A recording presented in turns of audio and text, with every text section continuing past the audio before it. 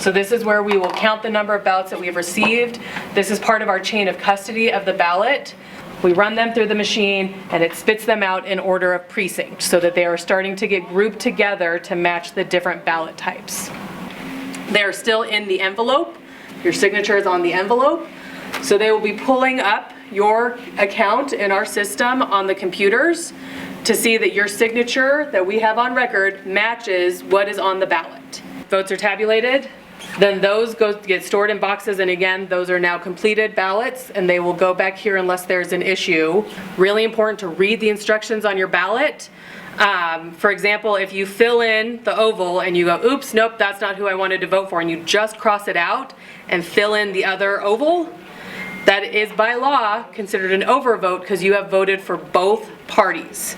So your ballot will give you instructions of how to cross out not this vote, yes this vote. Previously, we've always allowed for meaningful observation of the election process. Historically, that's been a couple of chairs kind of in the back of the room that people could sit and be able to watch what was occurring. However, as we have transitioned to mail-in ballots, having people be able to get up and walk around, which was a very normal occurrence, really does jeopardize the security of our elections, because mail ballots, it's much easier to walk up to a table, grab a couple ballots, and walk away. So they will actually be in a room. It's going to be a wall about 2.5, almost 3 feet tall, and then windows to the ceiling. So they will be able to see everything that is happening, but they will not have free access to the room anymore.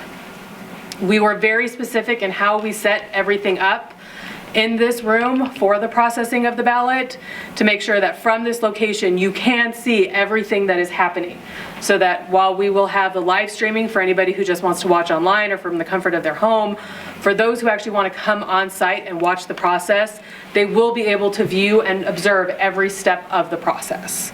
So anybody who comes, so long as there is room within the observation area, they are welcome and freely able to come in and observe in this area.